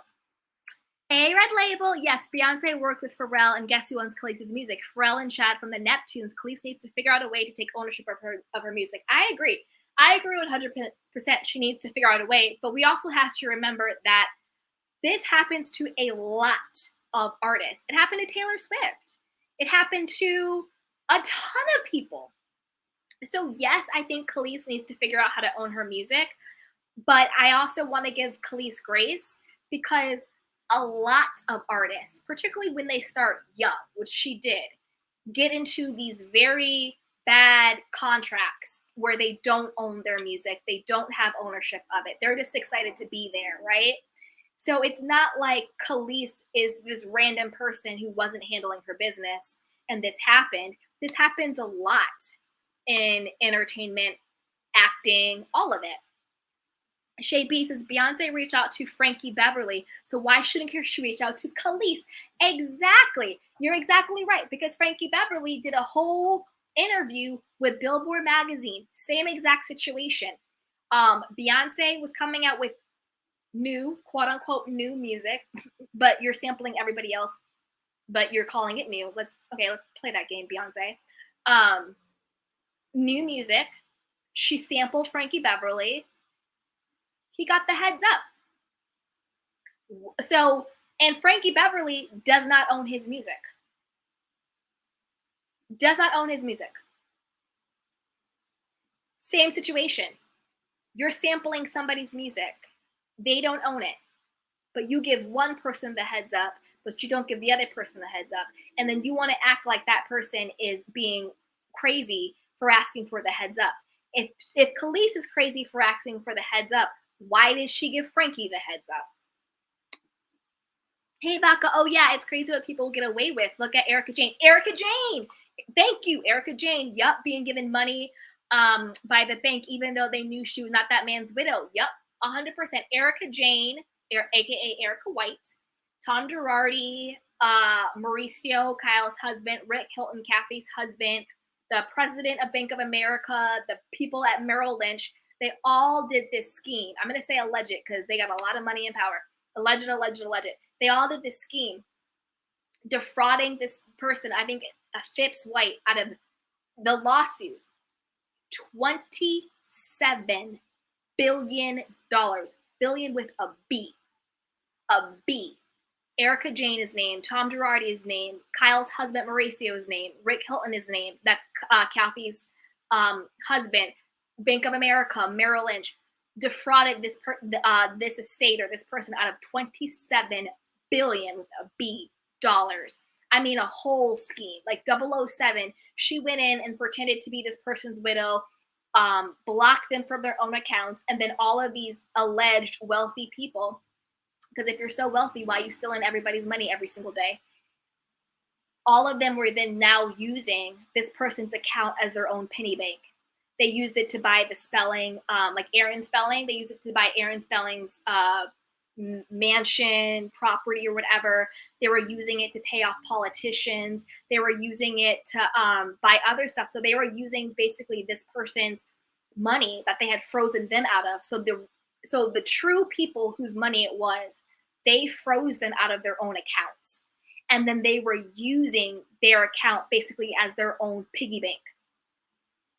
And that's why all of these people are able to continue their schemes, because they're paying off the politicians, they're paying off the police, they're paying off the judges, they're paying off the lawyers, they're paying off the executives, they're paying off, the California State Bar, they're paying off all of these people. Because these predators and scammers and all of these people cannot work in a silo. They can't. They have to have all of these people participate either by turning a blind eye or by actively participating in these schemes. It's crazy. It's absolutely crazy. Hey, Red Label. Who knows? Maybe the ball was dropped with the team. Kelis did lose her husband at that time. Let's just hope there was a miscommunication. This is the thing. And shout out and condolences, Kelis. This is the thing. Sure, if it was a one-time thing. But Kelis has said that Beyonce has sampled her music even prior to this. So this wasn't the first time. And also, Beyonce, Jay-Z, and their whole camp have been known to appropriate and steal other people's intellectual property, whether that's sampling their music without their permission, whether that's appropriating their, visual designs, whether it's appropriating the fashions, whether it's appropriating all of that stuff. So if it was a one-time thing, sure, miscommunication, drop the ball. But there has been a pattern, a history of her stealing other people's stuff. And this isn't just coming down on Beyonce, because unfortunately it happens all the time. All the time. Particularly by the bigger name corporations, particularly by the bigger networks, particularly by the bigger star. Because people are going to say, oh, well, why does Beyonce have to steal this struggling artist stuff? When you look at the facts, girl, you stole that person's stuff. But who has the money to go against Beyonce? Who dare goes against the Bayhive? Like, I'm a little concerned that I'm telling the truth about how I feel about Beyonce. I'm like, girl, I'm like, please don't come after me. Oh my goodness. Hey, Vaka, pretending to be a widow. Yup, and the bank knew. Yes, the bank knew. The bank knew because the bank was getting money. The bank was getting money. They were getting a kickback. 100% they're getting a kickback. I don't know. Do you guys watch true crime? But like the Murdaugh murders, it's going on right now. Alec Murdaugh, or Alec. It's Alec. Yeah, Alec Murdaugh. It's written Alex, Alex, but it's actually pronounced Alec. Alec Murdaugh. He's like this big, solicitor, lawyer guy from like this whole family back in North Carolina, and everything's coming out now with him, how he was stealing millions and millions of dollars from his clients, and it was this whole situation. 100%. Miss T, the enablers, exactly. Hey, Vodka, I'm still shocked about Bill Cosby. I can't believe it. What the heck? What the heck kind of person does that? That's exactly what I'm saying. 100%. Where it's like there's the brand, the persona. Oh, I am, everybody's dad. Oh, I'm all about women empowerment. Oh, I'm blah, blah, blah, blah, blah. And then there's the actual person. And then when that veil is removed, you see who the true person is. That's all I'm saying. Red Label says they just should do a song together. Exactly. But that they should have. That would have been the true Black Girl Magic move. That would have been the true Boss Babe move. But I don't know if Beyonce has said anything. I don't know anything, but to either stay silent and dismissive and let people come after Kelis.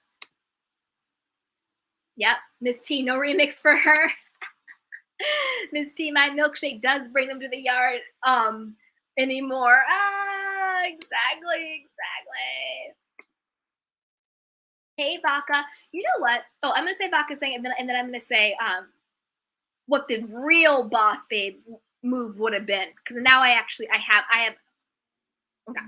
Vodka says, I'm happy Beyonce is still making music because these no talent heifers out here now putting everyone to sleep. However, she should get it together with that. I agree. This is the thing. I'm not knocking Beyonce as a performer. She's fantastic. She's an icon. She's Beyonce. Like, let's keep it real. Freaking Beyonce. All good. Now I know what I think Beyonce really should have done. I think if Beyonce truly is the,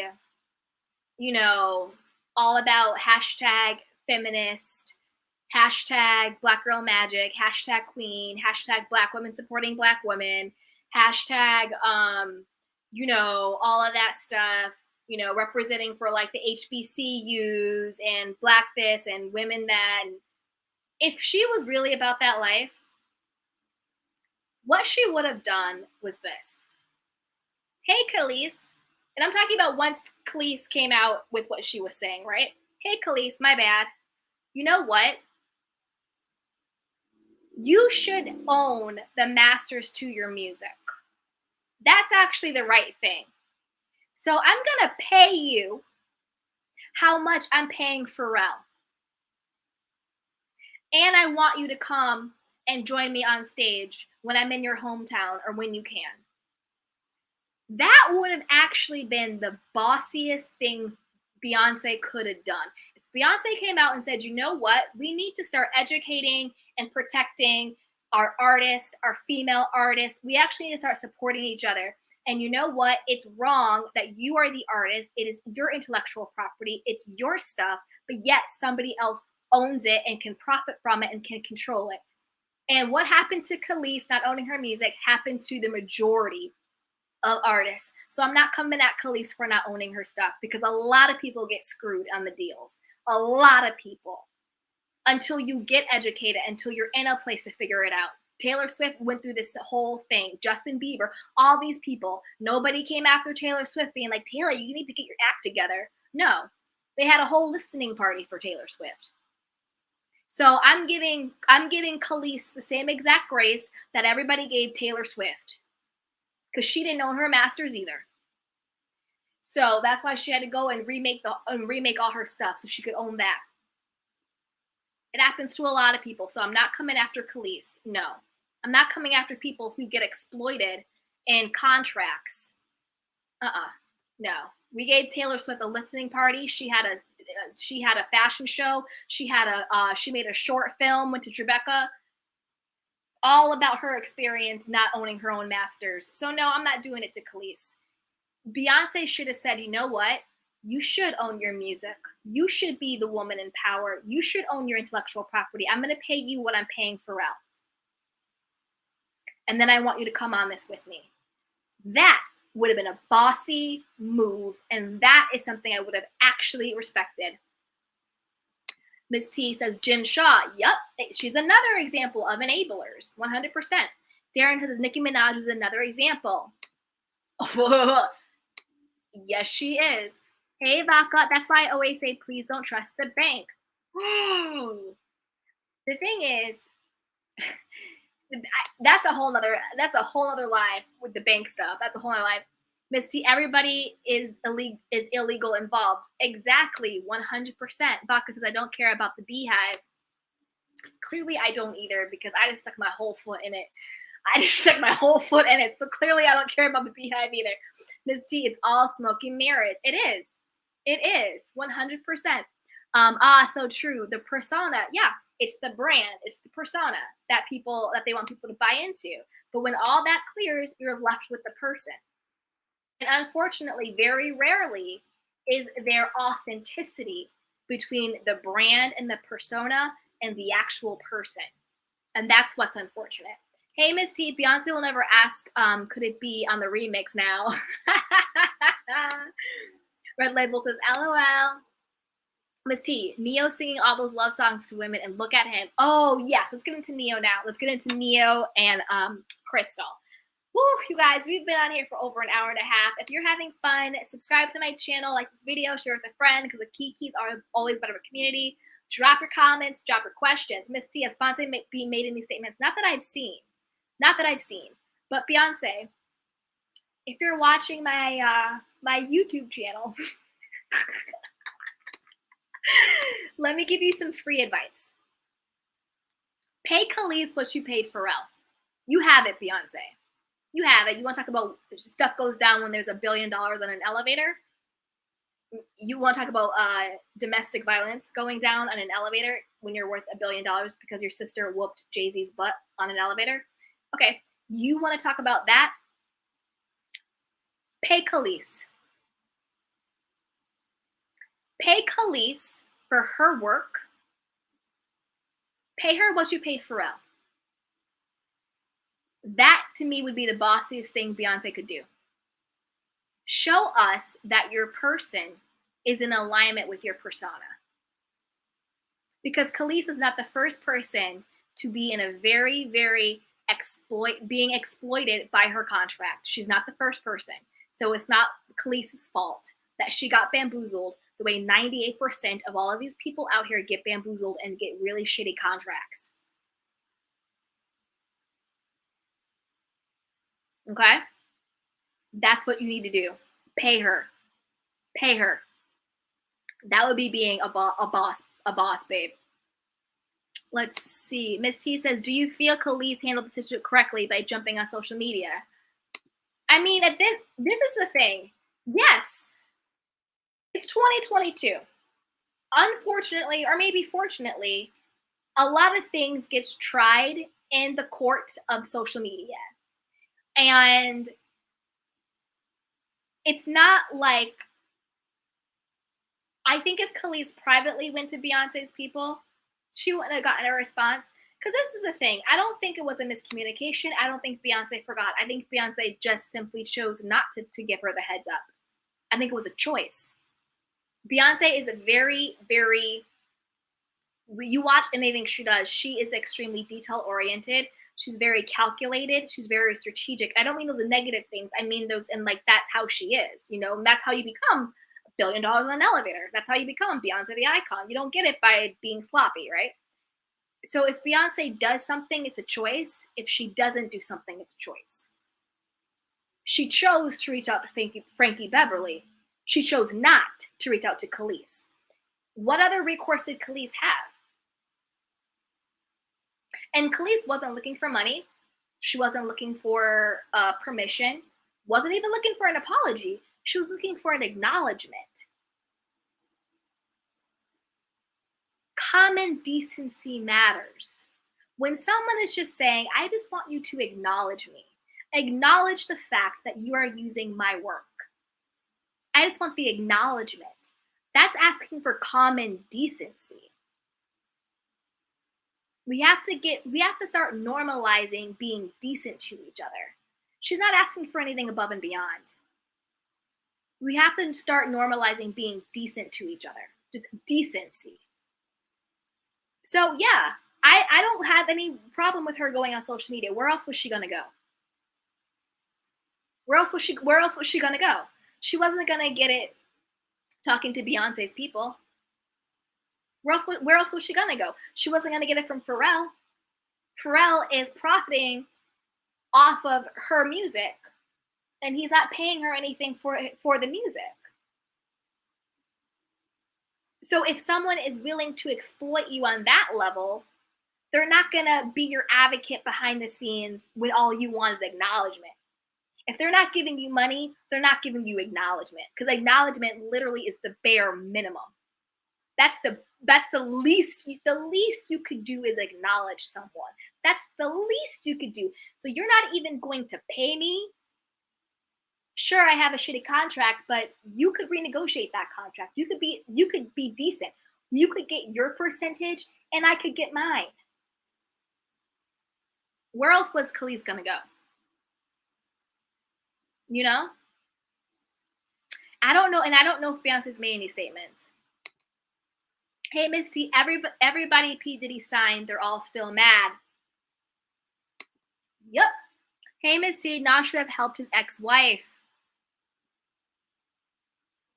It's crazy. It's crazy. But a lot of these people get into really bad situations. They get into bad contracts. A lot of artists don't own their own stuff. And so I'm not coming down on Kelis where she was victimized like a lot of people are. Like a lot of people are. Michael Jackson ended up owning the Beatles, right? Didn't Michael Jackson end up owning the Beatles catalog or something like that? The Beatles didn't even own their own stuff at the end of the day at some point. So, but we want to get up here and knock down Kelis. I'm not doing it. I'm not and I'm gonna say I'm not knocking down another Black woman who's already been exploited, and all she's looking for is acknowledgement. But because it's Beyonce, we wanna find a reason to make Kelis wrong. But I'm not doing it. I'm not making Kelis wrong because she's not. I would feel the same exact way if I was in a shitty deal where people were profiting from my work and you're not even going to acknowledge me. I would feel a type of way. Because if we're being honest, we've all made a mistake. We've all maybe signed something we shouldn't have signed. We took something out we shouldn't have taken out. We did this, that, the third. You know what I mean? Like, we're all not born knowing IP, intellectual property, copyright, masters, law in our head. She was young and probably just excited. She's not the first person, so I'm not. Baka says, yeah, just like the Bee went on stage to defend damn Taylor, whatever her name is, she should defend Kelis too. Exactly. She went up there defending Taylor Swift against Cuckoo for Cocoa Puffs, Kanye West. Exactly. You're going on stage defending Taylor. Why aren't you defending Kelis? Why aren't you saying, you know what, it's right. She should own her own stuff. You know what, it's right. There should be more education for artists, young or old, because a lot of people, regardless of your age, don't have the proper education or the proper understanding of what they're signing away when they sign these contracts.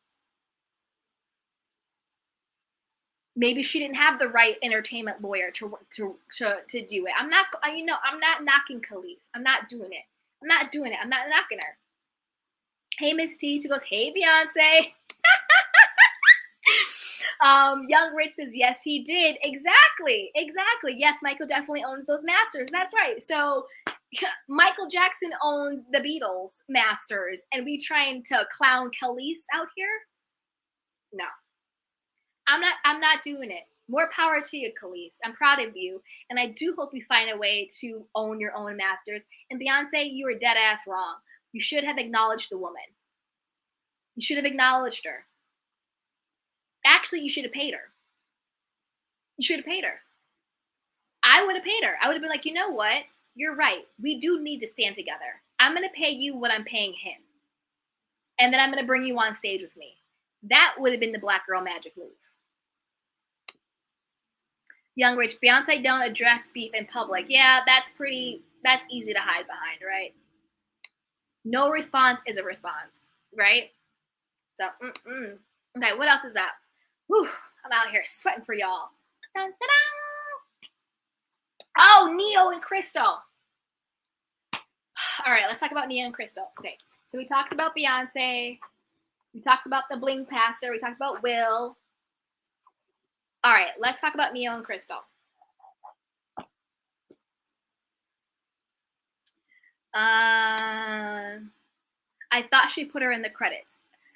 She may have put her in the credits, but what Kelis was saying was, why didn't you give me an actual heads up? Like, nobody from Beyonce's team, like, I don't think she was looking for Beyonce to call her. She was just saying someone from your camp should have called me, the way someone from Beyonce's camp called Frankie Beverly, who was Crystal.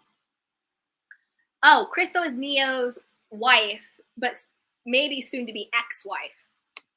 Miss T, she wants a feature, not a credit. There you go. There you go. I'm Team Kelis all day.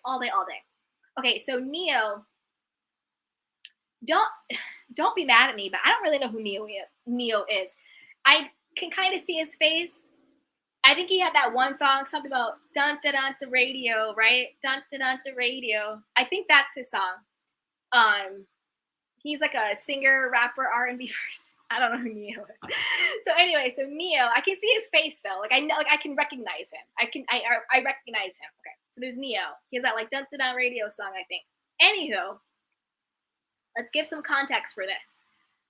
So Neyo's first ex-wife, I think her name is like Monietta, if I'm pronouncing it correctly. If I'm pronouncing it incorrectly, no disrespect. So his first wife, Monietta, she was on, I think it was like First Wives Club on VH1. It had like Tori Hart and all these other people on it. Eddie Murphy's first wife was on it. Anyway, what happened with them was they were together. They had 2 children. And Neyo convinced her to get her tubes tied. And I believe the procedure when you get your tube tied, I think they burn it. So it's like permanent. Like once you get your tube ties, I believe like you're sterile. Like vasectomies can be reversible. But I believe when you get your tube ties, they burn all of that. You can still get pregnant, but I think it's like it'll be like an ectopic pregnancy, and you'll have to, do all that stuff. Anyway, so he convinced her to get her tubes tied because they're like, oh, we have our little cute family. We won't want any other kids. This is it. Okay. So she goes ahead and gets her tube ties. Girl, let this be a cautionary tale. And lo and behold, he's cheating. He's dipping it and doing it. They end up getting a divorce. And now he's moved on to Crystal, who is now his current wife. Word on the street, he was probably bumping and grinding with Crystal while he was probably still married. You know where we're going with this. And now Monietta is now heartbroken, broken up, divorced. She moves on, finds someone. Now she's married. And now she's just like, wait a minute. Now I'm with a guy. I hope they're happily married. But now I'm with the guy that I'm married with. I want more children. but now I'm sterilized. I can't have any more biological children now. Wait, can you get your tubes tied and you just no longer carry it? You can no longer get pregnant? Anyway, that's a fertility question. We'll do that another one. But now my tubes are tied, right? So now I can't go out and, naturally have another child, right? So that's that story. Think about a man who would convince his wife to literally sterilize herself while he is out here cheating it and dipping it and doing it. Now he moves on with Crystal. They go on to have 3 more children. So this man who said he didn't want any more kids, this man who convinced you to sterilize yourself, has now moved on and started a whole new family. Now he has 3 whole new kids with the side chick that he's now gone and married. Right? Yeah, she had them burned. Yup, instead of tied. Right. Girl. But karma comes around. And a lot of people are calling Crystal a hypocrite because now Crystal is coming out and saying, for the last 8 years, Neyo has been having unprotected sex with sex workers. We all know what sex workers are. They are people, men, women, LGBTQIA, whoever, right? Who choose to sell their bodies in exchange for money. They're a sex worker. Nothing wrong with it. I wish it was legalized in America. I wish they had, I wish we had a better system. That's a whole nother conversation too. But to me, I would say legalize sex work, make it safe for people. Anyway, that's a whole nother conversation. So he would go out, raw dog it with sex workers for the last 8 years, and then he would come back and sleep with his wife. I don't know. My first move, if I was the wife finding this out, would not be a social media statement, but I get she's coming out on social media and that's fine. It would be to the clinic. Could you imagine your partner? And a lot of people are like, oh, dirty with the sex workers, blah, blah, blah, blah, blah. I don't care about that. With anyone unprotected, and then getting in bed with you and sleeping with you unprotected. That's dangerous. That is really putting your life at risk. And it's actually a miracle that he's been doing that for 8 years and you got nothing. Maybe you did. I'm just saying. But 8 years unprotected with multiple people, and no disrespect to sex workers, but to anybody you're having unprotected sex with. Like, come on. But the reason why people are calling a hypocrite is because they're like, you lose them how you got them. A lot of people are saying, allegedly, she was sleeping with Neyo while Neyo was still married to Manietta. So it's like, you thought he was going to change for you? Girl, bye. It's almost like it's a Khloe Kardashian move. You want to play victim when he does to you what you were doing with him to her. You want to play victim when he does to you what you were doing with him to her. What goes around comes around, baby. And especially when you're working with narcissistic people, male or female, they will make you think you're special. They will make you think you're the one that changed me. You're so much better than her. You're prettier than her. You're thinner than her. You're sexier than her. Blah, blah, blah, blah, blah, blah, blah. You're special. If you were so damn special, he wouldn't be cheating.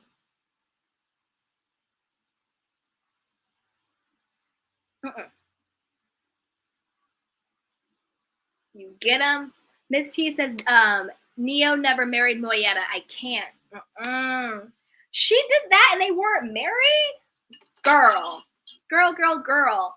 Black Girls Game Tip says karma. Exactly. Crystal, what changed in 8 years? Exactly. Because you knew what he was doing. Crystal was a side chick. I think a baby is also involved. Of course. Of course. Hold on. 1 second. There we go. Unapologetically Me says he knew he was leaving and didn't want to have children with anyone else. And didn't want her to have children with anybody else. I know. It's a mess. It's a mess. That girl says, what? Young Rach says, Kenya called her Neo's ex-baby mama and she didn't like it. See, Kenya is messy. And Kenya's another person who always wants to cry victim, even though she is the messiest of them all. Oh yeah, they never got married. Yep. Munyana Folly had something to talk about on Roa. No, y'all. I haven't even been watching Roa. I really haven't. Let's see. Black girls, they weren't married? Hell no. I know. I could have, like, you're right. There's 2 separate procedures for getting you can either get your tubes tied or you can have them burned. She got the burned option, which is like the most permanent sterilization. When you're singeing it, right? I mean, you would she did that and they weren't married? They weren't even married. I can't. Miss T, Crystal and Neo tried to pretend like they had the great blended family. Another example, the brand persona versus the person out here fronting. Because weren't they on some show like Behind Every Man? And it was like, is a good woman? They were on something like that. See, people out here fronting that they're down for the people. They have this, and that, and the third, and all of that stuff. Miss T, they went on lots of talk shows as a power blended family. Exactly. Hey, unapologetic me, I didn't know either that they weren't married. I didn't know that either. That's crazy. Hey, Young Rich, I can't say nothing, child. I've been trying to be celibate.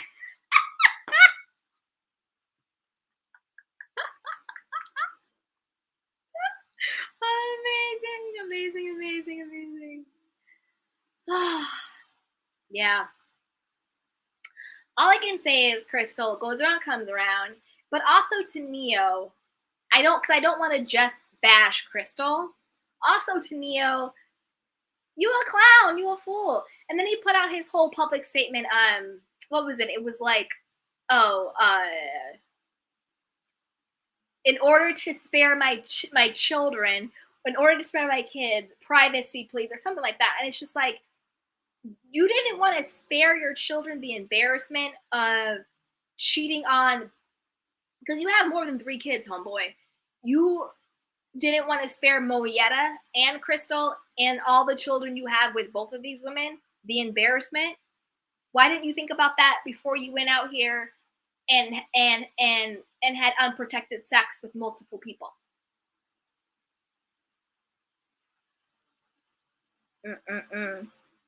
Let's see. Black girls getting each other. That sounds like Kevin Hart's relationship. Shake my head. Miss T, be careful out here. That Instagram model didn't know her truth. Miss T, Neil liked her post. Oof. 5 kids. Yep. 100%. 100%. Whew, it's crazy. We've been on here for almost 2 hours. So if you're having fun, like the video, subscribe, and share, and comment. But Neil's going to have to get his too, some way, somehow, because karma works all the way around.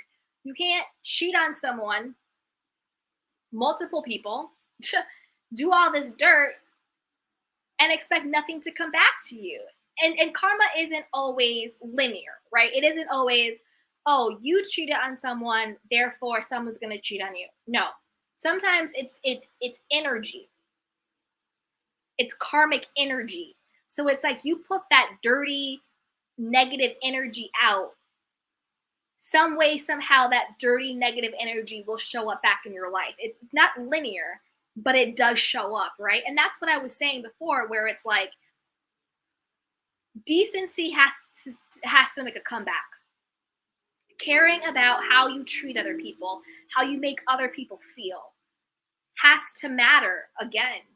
You know, there's a lot going on, not to be all preachy, but like there's a lot going on in the world right now. I think all of us have enough suffering and enough pain and enough literally just getting by that we need to really start remembering that just being decent to each other, just a common decency. You know what I mean? Crazy. Unapologetic Me says, weren't Crystal and Neyo on that Black Love show on? Oh yes, that's what I was saying. That's what I was saying. And it's just like, it goes back to what I was saying before. It's the brand and the persona. And then when push comes to shove, we see who the person is. We see who the person is. We're seeing it over and over and over again. That's why people are on Hot Topics. Because the brand isn't matching up to the persona. And it's all being exposed. It's all being exposed.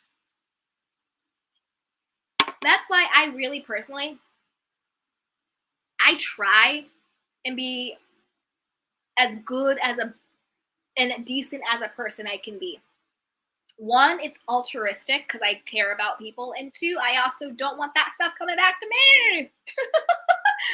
You know what I mean? It matters how you treat people. And it also matters how people treat you. You know, I don't like it that people are coming after Kelis simply because she wants acknowledgement and respect. Like, it's okay to say, hey, listen, this is a situation I'm in, and I deserve a little bit of acknowledgement. I deserve a little bit of respect. You know what I mean? Like, that's okay. The fact that she's saying it against Queen Beyonce, all of a sudden she wants to be villainized. But I don't really see how Kelis is wrong in this situation. I don't. And if Beyonce doesn't speak publicly about beef, Kelis wasn't beefing with Beyonce. That's the thing. She was just saying, hey, listen, if you're going to use my music, I'd like a heads up. Why does, and again, not to be too preachy, but how come just asking for what you want, asking for acknowledgement, asking for respect means you're beefing with someone? That wasn't a beef to me. That was Kelis being like, listen, I got a raw deal in my contract. It would have been great for a heads up. Why is that a beef? That's not a beef. That's not a beef to me. And if you're going to address anything in public, it needs to be this stuff. That's not a beef. When you don't address it, you make it a beef. Ms. T says, yes, karma is very real. Karma is very, very real.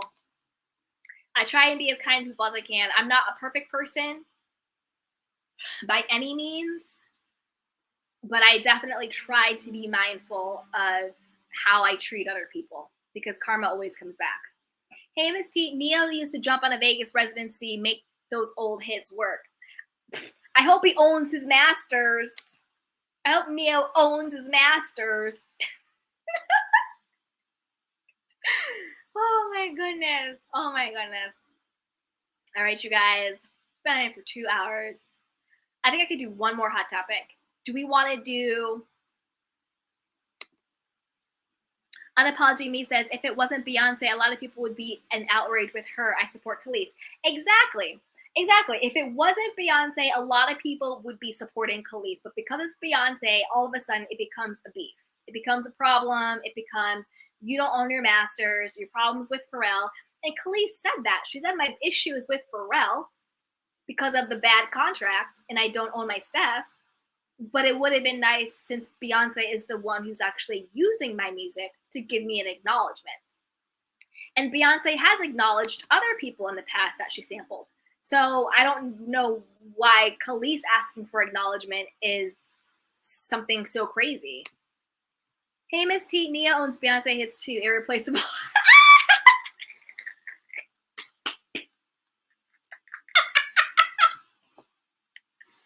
Full circle. Exactly. Since everybody being so mean to Kelis, Beyonce out here not owning some of her music either. See? Full circle. You know who I used to get mixed up with? Neyo and what's that guy's name? Do you think I'm crazy? I can't sing that guy. Dun, dun, dun, dun, dun. I don't know his name. Young Rich is laughing. No, but it's true, right? Because this is the thing. A lot of people don't own their masters. Unfortunately. I'm not a singer, but if I ever were to make a hit, I'd own my masters only because now I know. All right, you guys. Want to talk about Mystical and Shakira? I only saw the headline for Mystical. CeeLo Green, yes. Usher's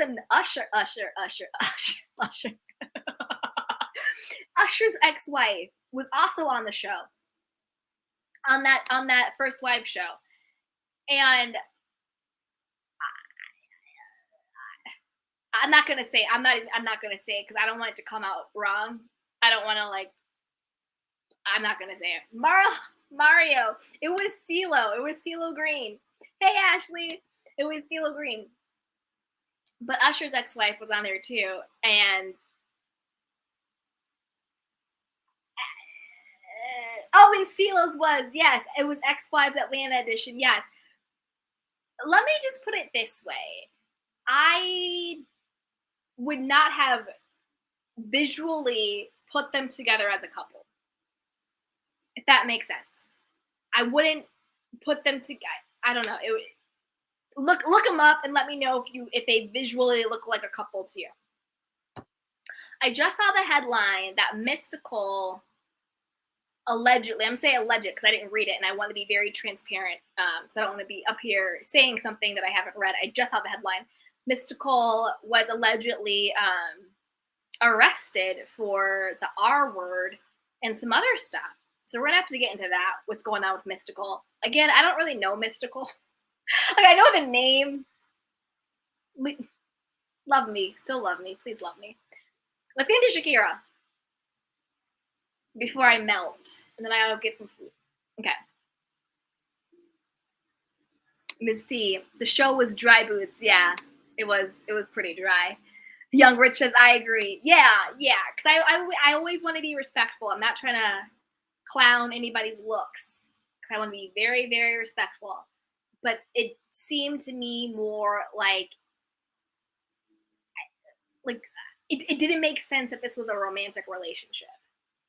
It gave me, not looks-wise, but vibe-wise, Jada sleeping with her stepson's friend. It didn't make sense. Like this, anyway. Misty says, I'm down in New Orleans and I'm done with hometown rappers. Free Shakira, I blame J-Lo. Usher X was mature, right? Yes, mom vibe. Yes. You guys are picking up what I'm putting down. Yes, you're picking up what I'm putting down. I didn't want to be disrespectful to this lady. But yes. Okay. So Shakira, she is being slapped with a tax fraud case saying that she owes $23.5 million in this tax thing from the years I'm getting the years wrong, but it's 2013 to 2015, 2008 to 2010, something like that, right? And they offered her a settlement, but she said no. She's like, let's go to trial. She's like, I know I did not live in Spain during those years. So she's taking it to trial. So we'll see what happens there. I mean, I hope she's right. I hope it's not a case of you have a bad accountant and you get stuck holding the bag. That happens a lot, where you trust your taxes and your money to an accountant, to a CPA, to whoever, and they sometimes steal your money and do you dirty. I never would have thought Shakira to do some type of tax fraud thing, but they're coming after her, so I don't know. But I'm also, you know me, I'm a conspiracy theory person. I don't trust government. I don't trust the medical field. I don't trust police. I don't trust our judicial system. I don't trust any of that. So, and not in a negative, jaded way, but in a reality. Like, just look around. How are there? Look around. The fact that Erica Jane now could be facing a lawsuit for $27 billion, along with Bank of America, Merrill Lynch, and all those other people, shows you right there why you shouldn't trust the establishment. Because there's the only reason why they were able to do that stuff was because there was a lot of corruption from a lot of people. So I'm Team Shakira. I'm curious to see how this goes down. Young Rich says she would have been better for Roa than Monietta, to be honest.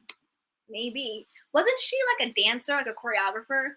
Miss T says, first Ricky Martin, now her. What the F, Brazil? I know.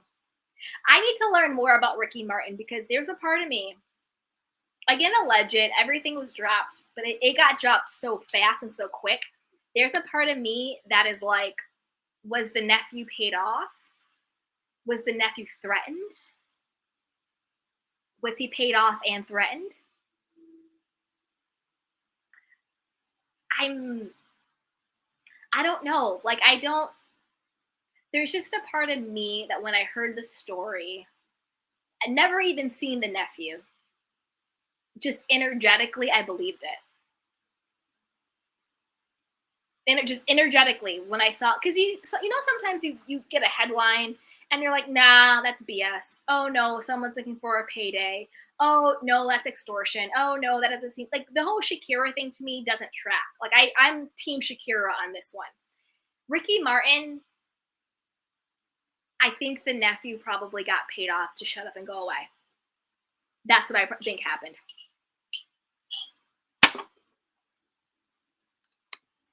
The nephew having mental health issues, that's a great way to diminish and dismiss. Just like when women say they've been abused. Oh, she's crazy. She's hysterical. She has problems.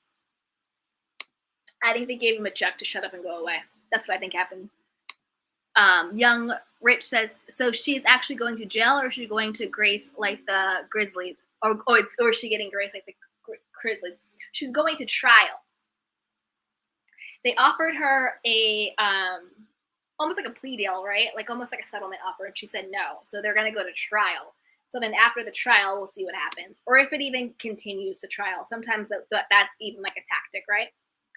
Ashley says, I thought the nephew had mental health issues. If he does, I'm so sorry. And I don't mean to be disrespectful, but sometimes they'll say that to discredit the person. And again, I haven't done a lot of research into it. I want to be 100% transparent. This was just a gut feeling. It was just a gut. When I heard it, I believed it. It was just based on a gut feeling. And just on my gut feeling, I think that they paid him to shut up and go away. That's what I think happened. Hey, young Ricky Martin made Live and La Vida Loca, right? He guilty. Yeah. I just on a gut level, when I heard it, I was like, ugh, that sucks, because I think it's true. Just energetically on a gut level, I believed it.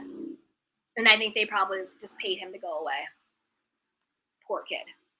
But yeah, a lot of times when people come out and say stuff, oh, she's crazy. Oh, she was asking for it. Oh, she knew she has problems. She or he. Oh, he has mental problems. He has issues, this, that, and the third. A lot of people, they say that about a lot of people to discredit them in the public eye and in the court of law. It's a really good way to try and discredit someone. Oh, you're making stuff up. Oh, she was asking for it. What did she think was going to happen going back to his hotel room? Oh, he just has problems, right? Again, it's just a gut level I got. Ooh, okay, you guys. We did some hot topics today. So much fun. Yay. So with that, if there's anything else you guys want to talk about, any questions, any comments, drop them below. If you've been having a fun Kiki, I know I have. I've been having a great time. I love my beautiful candy canes. I love you guys so much. Subscribe, like the video, share with a friend, because a Kiki is always better with community. Drop them below. And yeah, my parting words is just, from everything we talked about, my parting words is know that you are deserving of respect. You are deserving of common decency. So don't be afraid to speak up for respect And don't be afraid to speak up for people treating you with common decency. Whether it's Beyonce, whether it's somebody in the street, whether it's whatever. Of course, some people are popping off these days, so be careful. But I just mean, let's normalize people expecting respect and people expecting common decency, because we all deserve it. We all deserve respect. We all deserve to be treated fairly. We all deserve common decency, right? So I love you guys. Da, da, da, da. Tomorrow we'll be doing reunion part 2 of Love and Marriage Huntsville, and then later in the week we'll do Real Housewives of Beverly Hills, and maybe we'll do Dubai. Hey, beautiful Ashley. She goes, do you watch 90 Day Fiance? I've never watched 90 Day Fiance. Do you guys want me to watch 90 Day Fiance? Somebody also said Married at First Sight. I've never watched those shows. Are they good though? Black Girl's gonna say, this is good to listen to while working. Aw, thank you, sweetheart. I appreciate you. Yes. I haven't watched 90 Day Fiance or Married at First Sight, but maybe I'll start. Maybe I'll start. Yeah. But we'll be back. That's why I gotta hit that notification bell. Because when we go live, yes. Okay, you guys, I love you so much. Take care of yourself and each other. Aw, thank you for the hearts, Young Rich. Mwah. I love you. Thank you, sweetheart. Take care of yourself and each other. And remember, you are worthy, you are enough, and we all deserve respect. Whether you're a Kelis or whether you're a Beyonce, you're worthy and deserving of respect. And I love you guys. Take care of yourself, and I will see you tomorrow. Bye.